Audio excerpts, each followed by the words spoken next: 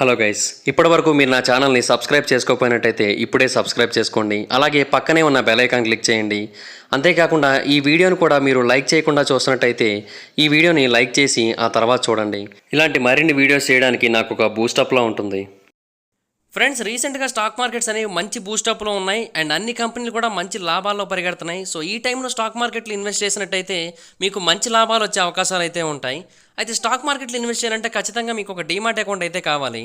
Demat అకౌంట్ని ఇవ్వడానికి రెండు బెస్ట్ కంపెనీస్ ఉన్నాయి. ఒకటి ఏంజిల్ బ్రోకింగ్, రెండోది అప్స్టాక్స్. ఈ ఏంజిల్ బ్రోకింగ్ అనేది మీకు కంప్లీట్గా ఫ్రీగా డీమాట్ అకౌంట్ని ఇస్తుంది. అప్స్టాక్స్లో డీమాట్ అకౌంట్ ఓపెన్ చేసుకోవడానికి మీరు 200 రూపీస్ పే చేయాల్సి ఉంటుంది. అండ్ ఒకటి గుర్తుపెట్టుకోండి, ఏంజిల్ బ్రోకింగ్ ఫ్రీ ఆఫర్ కూడా ఈ నెలాఖరు వరకే ఉంది. ఆ తర్వాత దాంట్లో కూడా అమౌంట్ని పెట్టే అవకాశాలు అయితే ఉన్నాయి. ఎందుకంటే మనం చూస్తున్నాం అప్స్టాక్స్ ఇంతకుముందు ఫ్రీయే, కానీ వాడు ఇప్పుడు 200 రూపీస్ పెట్టాడు.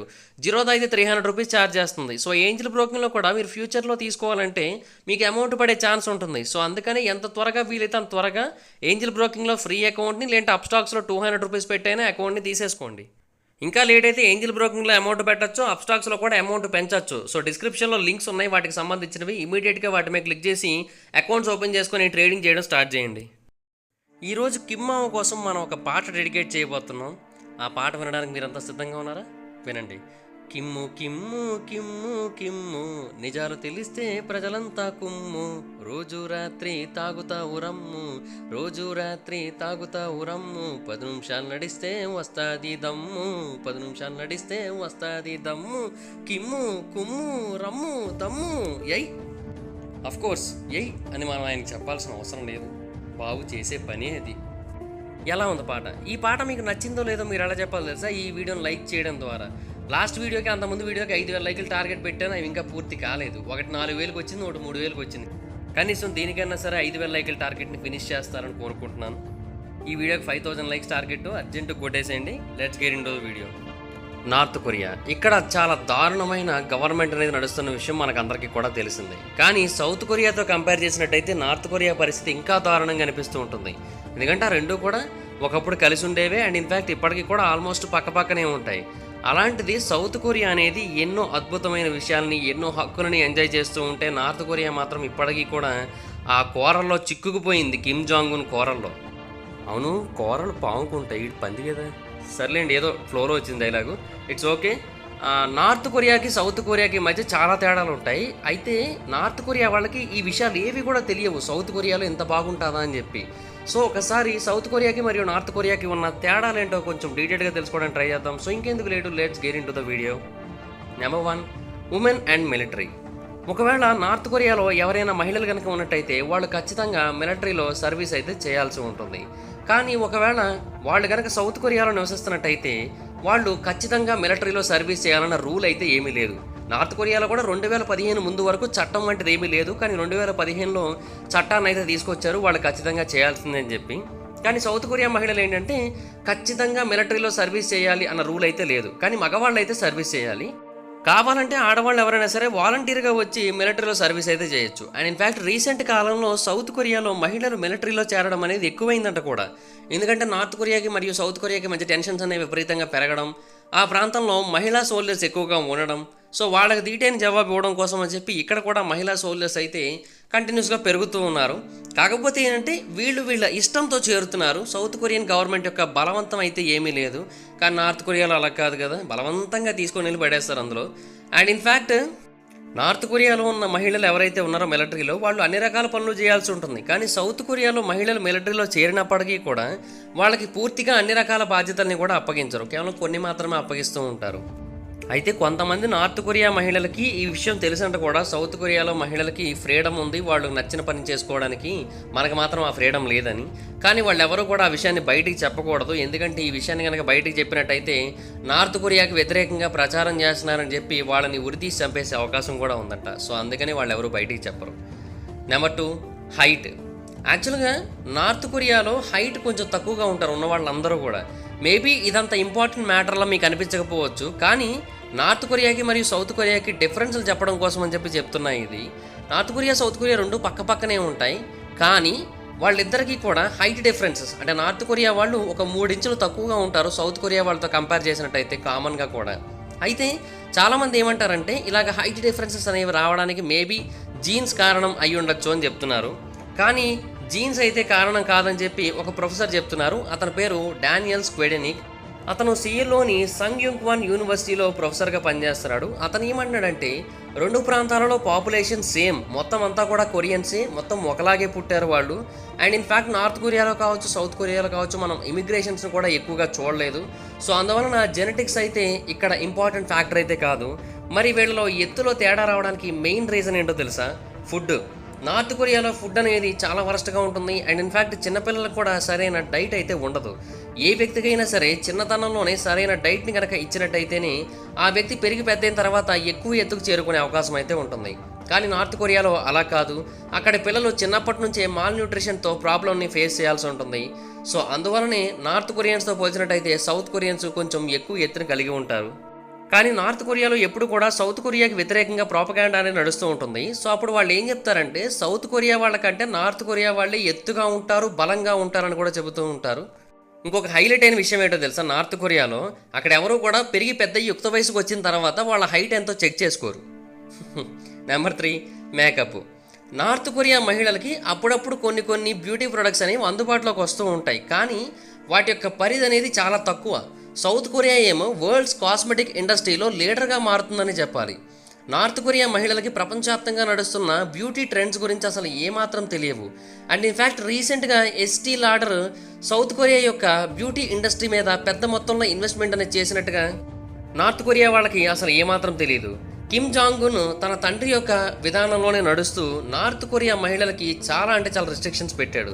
బట్ కొన్ని రూమర్స్ ఏమని వినిపిస్తూ ఉంటాయంటే నార్త్ కొరియాలో ఉన్న ధనికులైన మహిళలు ఇప్పటికీ కూడా కొన్ని స్కిన్ కేర్ ప్రొడక్ట్స్ని సౌత్ కొరియా నుంచి అక్రమంగా తెప్పించుకొని వాడుకుంటారంట. కాకపోతే నార్మల్గా $5 నుంచి $10 ఉండే వస్తువు యొక్క ధర అనేది ఇలాగ తెప్పించుకోవడం వల్ల $100 విలువ చేస్తుందంట. అంత అమౌంట్ని పెట్టి కొనుక్కోవాల్సి ఉంటుంది. అండ్ ఇన్ఫ్యాక్ట్ నేను ఇప్పుడు చెప్తోంది బేసిక్ లోషన్స్, టోనర్స్, అలాగే విటమిన్స్తో ఉన్న ప్రొడక్ట్స్ మాత్రమే కాదు. నార్త్ కొరియా వాళ్ళకి కాస్మెటిక్ సర్జరీ కూడా సీక్రెట్గా జరుగుతుందంట, అక్కడ ఎవరికి తెలియకుండా. బట్ నార్మల్ ప్రొడక్ట్స్కే అంత అమౌంట్ పే చేయాల్సి వచ్చినప్పుడు కాస్మెటిక్ సర్జరీకి ఇంకెంత పే చేయాల్సి వస్తుందో మీరే ఇంకా అర్థం చేసుకోవచ్చు. సో అందుకనే మ్యాక్సిమం ఎవరు కూడా కాస్మెటిక్ సర్జరీ అయితే చేయించుకోరు అక్కడ. Number 4, poverty. యాక్చువల్గా నార్త్ కొరియా యొక్క ప్రోపగాండాస్లో సౌత్ కొరియాని ఏమని చూపిస్తుందో తెలుసా? సౌత్ కొరియా అనేది చాలా పేద దేశం అని, దాంతో పోల్చినట్టయితే నార్త్ కొరియా అనేది చాలా గొప్ప దేశం అని కూడా అక్కడ ప్రజలందరికీ చెబుతూ ఉంటారు. అండ్ ఇన్ఫ్యాక్ట్ సౌత్ కొరియా గురించి ఏమని చెప్తారంటే అమెరికన్ సైనికులు కొరియన్ పిల్లల్ని చంపేసిన ప్రాంతం అది, సో మనకు అది శ్మశానంతో సమానం అని చెప్పి దాని గురించి చెబుతూ ఉంటారు. అండ్ ఇన్ఫ్యాక్ట్ ఇదంతా కూడా నిజమే అనుకొని నార్త్ కొరియా వాళ్ళైతే బీభత్సంగా నమ్మేస్తూ ఉంటారు.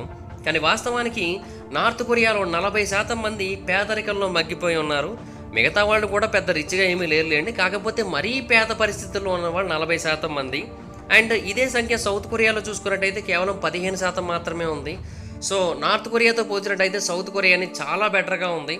బట్ ఇప్పటికీ కూడా నార్త్ కొరియా వాళ్ళు ఏమనుకుంటారంటే పాప సౌత్ కొరియా మనకంటే దారుణంగా ఉంది, మనమే ఎలా బతుకుతున్నాం అంటే వాళ్ళు ఎలా బతుకుతున్నారో అనుకుంటూ ఉంటారు. ఎవరైతే చైనా బార్డర్కి దగ్గరలో నివసిస్తూ ఉంటారో నార్త్ కొరియన్ పీపుల్, వాళ్ళకైతే ఈ సౌత్ కొరియన్ లైఫ్ స్టైల్ గురించి కొంచెం ఐడియా అయితే ఉంటుందని చెప్తున్నారు. ఎందుకంటే ఆయా ప్రాంతాలలో రేడియోస్ కావచ్చు, న్యూస్ అవుట్లెట్స్ కావచ్చు, ఇవన్నీ కూడా స్మగ్లింగ్ అవుతూ ఉంటాయి. బట్ వాళ్ళు ఎవరు కూడా బయటికి చెప్పకూడదు, ఎందుకంటే చెప్తే చంపేస్తారు. బట్ నార్త్ కొరియా అయితే మాత్రం ఇప్పటికీ కూడా సౌత్ కొరియాని పేద దేశంగా చూపించే ప్రోపగాండాని అయితే మాత్రం ఆపలేదు. డెవోషన్. నార్త్ కొరియా సిటిజన్స్కి అలాగే నార్త్ కొరియా మిలిటరీ వాళ్ళకి కూడా అక్కడ చెప్పే రూల్ ఏంటి అంటే నార్త్ కొరియా అధ్యక్షుడైన కిమ్ జాంగ్ ఉన్ని భగవంతుల్లా చూడాలి. అంటే ఆయన దేవుడు పైనుంచి దిగొచ్చాడు. అఫీషియల్ రిపోర్ట్స్ కూడా ఏమని చెప్తున్నాయి, నేను రీసెంట్ వీడియోలో చెప్పాను. ఆయన పుట్టినప్పుడు 2 రెయిన్బోలు ఫామ్ అయ్యాయి, అలాగే ఒక నక్షత్రం కూడా పుట్టింది, ఇవన్నీ చెప్పారు. అలాగే అతని ఫాదర్ అయిన కిమ్ జాంగ్ ఇల్ ఏమో హ్యాంబర్గర్ని కనిపెట్టాడని కూడా చెబుతూ ఉంటారు. ఒకవేళ ఎవరైనా సరే మేము ఇది నమ్మమంటే తీసుకెళ్ళి జైల్లో పడేయడమే, అంతకుమించి వేరే ఆప్షన్ లేదు. అంటే ఫ్రీడమ్ ఆఫ్ స్పీచ్ లేదు. కానీ సౌత్ కొరియాలో అలా కాదు, ఫ్రీడమ్ ఆఫ్ స్పీచ్ ఉంది. అండ్ ఇన్ఫ్యాక్ట్ దానికి ఒక ఓన్ కాన్స్టిట్యూషన్ కూడా ఉంది. అండ్ అక్కడ ఫ్రీడమ్ ఆఫ్ ప్రెస్ కూడా ఉంది. అండ్ మనం చూస్తూ ఉంటాం అప్పుడప్పుడు ఆయా ప్రాంతాల్లో కొన్ని ప్రొటెస్టులు కూడా జరుగుతూ ఉంటాయి అక్కడ ప్రెసిడెంట్కి వ్యతిరేకంగా. సో అక్కడ అన్ని రకాలుగానే ఫ్రీడమ్స్ అయితే ఉన్నాయి. కాకపోతే సౌత్ కొరియా వాళ్ళు వాళ్ళ అధ్యక్షుడి కోసం పోరాటాలు చేసింది తక్కువే, నార్త్ కొరియా వాళ్ళని కాపాడాలి అంటూ పోరాటాలు చేసింది ఎక్కువ నిజానికి చెప్పుకోవాలంటే. అండ్ ఇన్ఫ్యాక్ట్ సౌత్ కొరియా కూడా అప్పుడప్పుడు ఏం చేస్తుందంటే కొన్ని బెలూన్స్ని, అలాగే కొన్ని పాంప్లెట్స్ని, కొన్ని లీఫ్లెట్స్ని, వీటన్నిటిని కూడా ఆకాశంలో పంపిస్తూ ఉంటుంది. అండ్ ఇన్ఫ్యాక్ట్ కొన్ని పెద్ద పెద్ద లౌడ్ స్పీకర్లని నార్త్ కొరియా యొక్క సరిహద్దుల దగ్గర పెట్టి నార్త్ కొరియా ప్రజలకి కొన్ని విషయాలను వినిపిస్తూ ఉంటారు. రీసెంట్గా మనం చూసినట్టయితే నార్త్ కొరియన్ సిటిజన్స్కి సౌత్ కొరియా వాళ్ళు స్పీకర్లు పెట్టి కిమ్ జాంగ్ ఉన్ యొక్క హాఫ్ బ్రదర్ అయిన కిమ్ జాంగ్ నామ్ని చంపేసిన విషయం గురించి తెలియజేశారు. అంటే వాళ్ళ పాయింట్ ఏంటంటే నార్త్ కొరియా అధ్యక్షుడి మీద వ్యతిరేకతను పెంచడం కాదు, అక్కడ వాళ్ళకి నార్త్ కొరియాలో ఏం జరుగుతుందో తెలియజేయడం, అది మెయిన్ పాయింట్. కరువు విలయ తాండవం చేయడం. 1994 నుంచి 1998 మధ్యలో నార్త్ అమెరికా అనేది చాలా తీవ్రమైన కరువుతో బాధపడిందని చెప్పుకోవాలి. ఆ టైంలో మొత్తం దేశవ్యాప్తంగా ఫుడ్ సోర్సెస్ ఆగిపోయాయి. చాలామంది ఆహారం లేక ఆరోగ్య సమస్యలతో చాలా ఇబ్బంది పడ్డారు. అండ్ ఇన్ఫ్యాక్ట్ చాలామంది చనిపోయారు కూడా. దీనికి మెయిన్ రీజన్ ఏంటంటే సోవియట్ యూనియన్ నుంచి సపోర్ట్ అనేది ఆగిపోయింది. అలాగే వరదలు వచ్చాయి. దానికి తోడు మొత్తం పంట భూములన్నీ కూడా నాశనం అయిపోయాయి. And north Korean government officials ఏమో కేవలం వాళ్ళ యొక్క సర్వైవల్ కోసం ఆలోచించుకుంటారు తప్పించి స్టేట్ సిటిజన్స్ కోసం అసలు ఏమాత్రం ఆలోచించరు. దీని కారణంగా అప్పట్లో నార్త్ కొరియాలో 22 మిలియన్ మంది నివసిస్తూ ఉంటే, అంటే 2.2 కోట్ల మంది నివసిస్తూ ఉంటే దాంట్లో 2,45,000 నుంచి 35 లక్షల వరకు ప్రజలు చనిపోవడం జరిగిందంట స్టార్వేషన్ కారణంగా, అలాగే ఫుడ్ సరిగ్గా లేకపోవడం వల్ల వచ్చిన అనారోగ్యాల కారణంగా. కానీ ఇంత దారుణంగా పరిస్థితులు ఉన్నప్పటికీ కూడా నార్త్ కొరియాలో ఉన్న వాళ్ళు ఎవ్వరూ కూడా వాళ్ళ దేశం కరువులో ఉన్నది అనే విషయాన్ని బయటకు చెప్పుకోకూడదు, బయట డిస్కస్ చేయకూడదు. అండ్ ఇన్ఫ్యాక్ట్ ఏమని చెప్తారంటే నార్త్ కొరియా మాత్రమే కాదు, సౌత్ కొరియా కూడా ఇలాగే కరువులో ఉంది, అలాగే ప్రపంచ దేశాలన్నీ కూడా ఇలాగ కరువులోనే ఉన్నాయని చెబుతూ ఉంటారు. కానీ వాళ్ళకి తెలియదు ప్రపంచ దేశాలన్నీ కూడా ఆనందంగానే ఉన్నాయి, సౌత్ కొరియాలో అయితే ప్రొడక్టివిటీ అనేది ఆ టైంలో పీక్ స్టేజ్లో ఉంది. ఇలాంటి విషయాలు ఏవి కూడా వాళ్ళకి తెలియవు. అయితే ఫైనల్గా 1998 నాటికి కరువు అనేది ఆగిపోయింది. నార్త్ కొరియాకి చాలా వరకు పంటలు అనేవి రిటర్న్ అయ్యాయి. అండ్ ఇన్ఫ్యాక్ట్ నేల కూడా కొంచెం ఇంప్రూవ్ అయింది. సో పంటలు పండడం మొదలుపెట్టాయి. సో వాళ్ళ యొక్క పరిస్థితి కొంచెం మెరుగుపడింది. సో వాళ్ళు ఏమనుకున్నారంటే ఓకే మనకి మెరుగుపడిందంటే ప్రపంచం మొత్తం కూడా మెరుగుపడి ఉంటుంది అనుకుంటున్నారు. ఇది వాళ్ళకు ఒక రకంగా ప్లస్సే తెలుసా. అంటే వాళ్ళు ఒక్క దేశమే అంత దారుణమైన పరిస్థితిలో ఉంది అని తలుచుకుంటూ భయపడకుండా మొత్తం ప్రపంచం అంతా ఇలాగే ఉంది, మీరేం కంగారు పడకండి, సెట్ అయిపోద్దని చెప్పి నార్త్ కొరియా అధ్యక్షుడు చెప్తూ ఉంటే ఓహో అవునా పోన్లే ప్రపంచం అంతా ఇలాగే ఉంది కదా, సర్లే ఇంకా మనకు మాత్రం ఏం చేస్తాం, మనం కూడా అందరితో పాటే కదా అనుకొని సర్లే అని చెప్పి లైట్ తీసుకొని కాలాన్ని గడిపేస్తూ వచ్చారు. బట్ మొత్తానికైతే వాళ్ళ కరువు 4 ఏళ్ల పాటు కొనసాగిన తర్వాత అయిపోయింది. ఎంటర్టైన్మెంట్. యాక్చువల్గా నార్త్ కొరియాలో ఉన్న మీడియా అనేది చాలా రిస్ట్రిక్టెడ్గా, చాలా సెన్సార్డ్గా, చాలా కంట్రోల్డ్గా ఉంటుంది. కాబట్టి నార్త్ కొరియాలో ఉన్న సిటిజన్స్ బయట ప్రపంచాన్ని సరిగ్గా చూడరు. కాబట్టి వాళ్ళకి బయట ఎంటర్టైన్మెంట్ ఎలా ఉంటుందో వాళ్ళకి అసలు ఏమాత్రం అర్థం కాదు. వాళ్ళు ఏంటంటే టీవీ ప్రోగ్రామింగ్ ద్వారా ఎడ్యుకేషన్ నేర్చుకోగలుగుతారు అంతే, అంతకుమించి వాళ్ళకి ఏమీ తెలియదు. అండ్ ఇన్ఫ్యాక్ట్ సౌత్ కొరియాలో పరిస్థితులు ఎలా ఉంటాయనేది కూడా వాళ్ళకి ఏమాత్రం తెలియదు. అండ్ ఇన్ఫ్యాక్ట్ నార్త్ కొరియాలో సౌత్ కొరియా కోసం సెపరేట్గా టీవీ వెర్షన్ క్రియేట్ చేస్తారు వాళ్ళ ఓన్ ప్రొపగాండాలో భాగంగా. అంటే సౌత్ కొరియా అనేది చాలా దుర్భరమైన పరిస్థితుల్లో ఉందని, సో నార్త్ కొరియాతో పోల్చినట్టయితే అది ఇంకా దారుణంగా ఉంది, ఇక్కడే ఇంకా మీ జీవితాలు ఆనందమయంగా ఉన్నాయని చెప్పి వాళ్ళు చెబుతూ ఉంటారు. కాకపోతే అప్పుడప్పుడు ఏమవుతుందంటే నార్త్ కొరియా వాళ్ళకి సౌత్ కొరియా నుంచి సోప్ అపెరోస్ యొక్క కాపీలు అనేవి వస్తూ ఉంటాయి. ఇవి ఇల్లీగల్గా స్మగ్ల్ అవుతూ ఉంటాయి నార్త్ కొరియాకి. అలాంటి సిచ్యువేషన్లో ఏంటంటే వాళ్ళు కొన్నింటిని చూడగలుగుతూ ఉంటారు. ఫర్ ఎగ్జాంపుల్ బీటీఎస్ వాళ్ళ వీడియోలు కూడా అప్పుడప్పుడు వాళ్ళ దగ్గరికి వెళ్తూ ఉంటాయి. వాటిని చూసినప్పుడు వాటిలో ఉన్న సెట్స్, కాస్ట్యూమ్స్, యాక్టర్స్ వీళ్ళందరినీ చూసిన తర్వాత అప్పుడు మాత్రమే నార్త్ కొరియా వాళ్ళ యొక్క ఆలోచన విధానం అనేది మారుతూ ఉంటుంది. అండ్ ఇన్ఫ్యాక్ట్ ఈ ప్రోపగాండా అనేది కేవలం టీవీల్లో మాత్రమే కాదు, రేడియోలో కూడా ఉంటుంది. నిజానికి నార్త్ కొరియాకి ఓన్ ఇంటర్నెట్ నెట్వర్క్ ఉంది కదా, సో దానివల్ల ఏంటంటే ఏమేమి బ్రాడ్కాస్ట్ అవుతున్నాయో వాళ్ళు మానిటర్ చేయగలుగుతూ ఉంటారు, దాన్ని కంట్రోల్ చేయగలుగుతూ ఉన్నారు, ప్రజల యొక్క యాక్టివిటీస్ని కూడా ఎప్పటికప్పుడు తెలుసుకోగలుగుతూ ఉంటారు. అండ్ మ్యూజిక్ అనేది నార్త్ కొరియా వాళ్ళకి పెద్దగా పరిచయం కూడా లేనిది. సో అందువల్ల ఏంటంటే వాళ్ళు ఎప్పుడైనా ఈ సౌత్ కొరియన్ మ్యూజిక్స్ని కనుక విన్నట్టయితే ఓహో ప్రపంచం మొత్తం ఇలా ఉందా, ఇటు ఇంత అద్భుతంగా ఉంటుందా మ్యూజిక్, మాకు తెలిసిందంతా ఏదో దుబ్బు దుబ్బు దుబ్బు అని డ్రమ్స్ వాయించిన తప్పించి ఏమీ తెలియదు మాకు అనుకుంటారు వాళ్ళు. బట్ అప్పుడప్పుడు వాళ్ళకి సౌత్ కొరియన్ ఎంటర్టైన్మెంట్ గురించి కొంచెం తెలుస్తూ ఉంటుంది ఆ ఇల్లీగల్ కాపీస్ కారణంగా.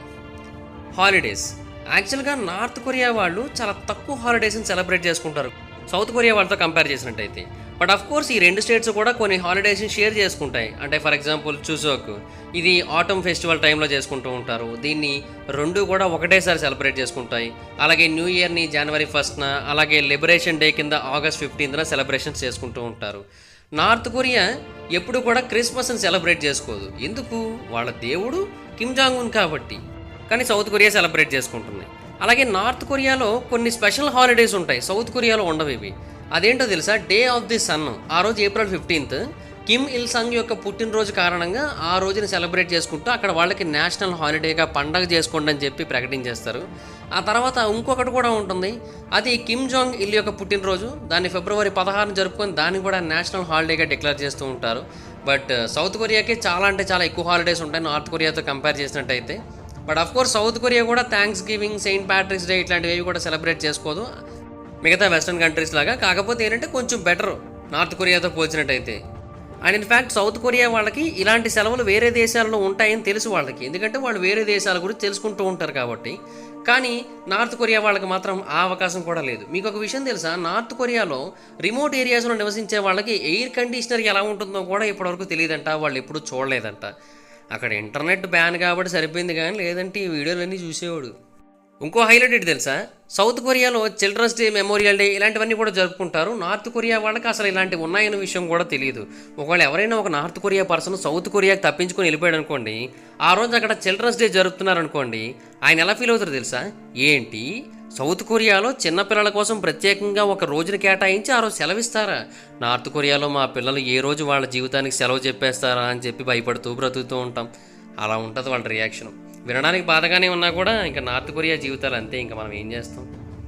ఫ్యాషన్. నార్త్ కొరియాకి మరియు సౌత్ కొరియాకి మధ్య ఫ్యాషన్కి సంబంధించి చాలా డిఫరెన్స్లు ఉంటాయి. అండ్ ఇన్ఫ్యాక్ట్ మీకు ఒక విషయం తెలుసా? నార్త్ కొరియా వాళ్ళు ఇప్పుడు కొంత ఫ్యాషన్ ఫాలో అవుతున్నారు కదా, అదంతా కూడా ఒకప్పుడు సౌత్ కొరియా నుంచి వచ్చిన ఇల్లీగల్ వీడియోస్ ఏవైతే ఉన్నాయో, అంటే పాప్ కల్చర్ వీడియోస్ ఏవైతే ఉన్నాయో వాటిలో కనబడిన కల్చరే. దాన్ని నార్త్ కొరియా కాపీ కొట్టేసింది. సౌత్ కొరియన్ పాప్ కల్చర్ ట్రెండ్స్ని హల్యూ అని పిలుస్తూ ఉంటారు. అది ఇప్పటిది కాదు, ఒకప్పటి కాలం నాటిది. దాన్ని ఇప్పుడు నార్త్ కొరియా వాళ్ళు ఫాలో అవుతున్నారు, అదే లేటెస్ట్ ట్రెండ్ అనుకొని. కానీ నార్త్ కొరియా వాళ్ళకి ఏమీ తెలియదు సౌత్ కొరియాలో ఇప్పుడు అంతకంటే అడ్వాన్స్డ్ ఫ్యాషన్స్ అయితే ఉన్నాయి అని చెప్పి. అండ్ వీళ్ళు ధరిస్తుంది టాప్ మోస్ట్ ఫ్యాషనబుల్ అని ఫీల్ అవుతూ ఉంటారు. అండ్ నార్త్ కొరియాలో ఫ్యాషన్ అనేది అంత వెనకబడిపోయి ఉండడానికి కారణం ఏంటంటే గంగమ్ స్టైల్ కావచ్చు, లేదంటే ఈ బీటీఎస్ వీడియోలు కావచ్చు, ఇవన్నీ కూడా చాలా లేట్గా నార్త్ కొరియాలోకి ఎంటర్ అయ్యాయి పైరసీ రూపంలో.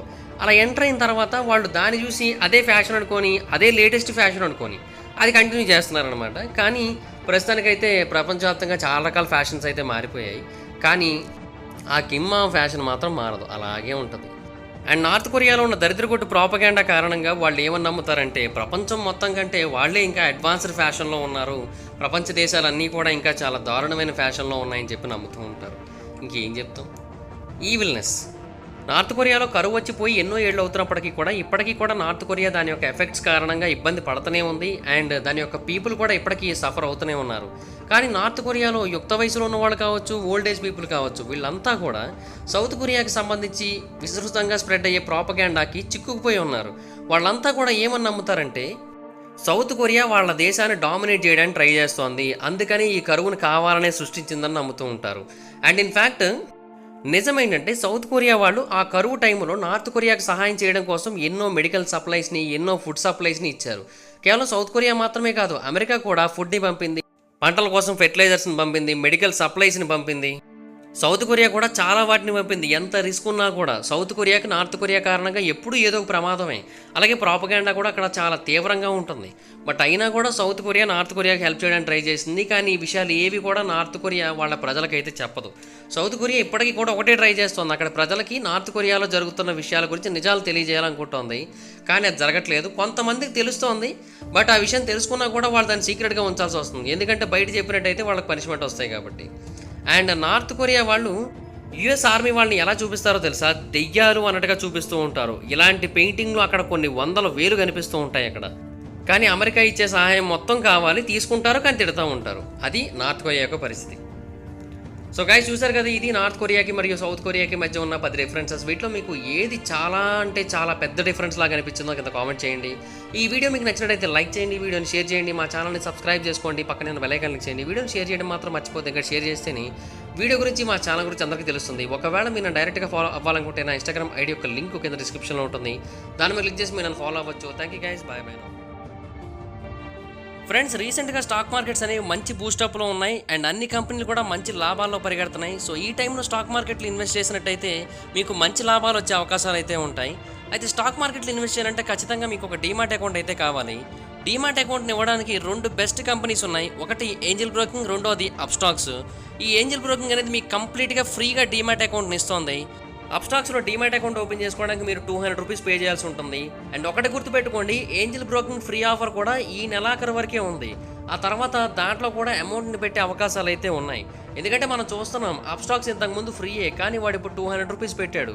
జీరోదా అయితే 300 రూపీస్ ఛార్జ్ చేస్తుంది. సో ఏంజల్ బ్రోకింగ్లో కూడా మీరు ఫ్యూచర్లో తీసుకోవాలంటే మీకు అమౌంట్ పడే ఛాన్స్ ఉంటుంది. సో అందుకని ఎంత త్వరగా వీలైతే అంత త్వరగా ఏంజల్ బ్రోకింగ్లో ఫ్రీ అకౌంట్ని, లేదంటే అప్స్టాక్స్లో 200 రూపీస్ పెట్టైనా అకౌంట్ని తీసేసుకోండి. ఇంకా లేట్ అయితే ఏంజల్ బ్రోకింగ్లో అమౌంట్ పెట్టచ్చు, అప్స్టాక్స్లో కూడా అమౌంట్ పెంచవచ్చు. సో డిస్క్రిప్షన్లో లింక్స్ ఉన్నాయి వాటికి సంబంధించినవి. ఇమీడియట్గా వాటి మీద క్లిక్ చేసి అకౌంట్స్ ఓపెన్ చేసుకొని ట్రేడింగ్ చేయడం స్టార్ట్ చేయండి.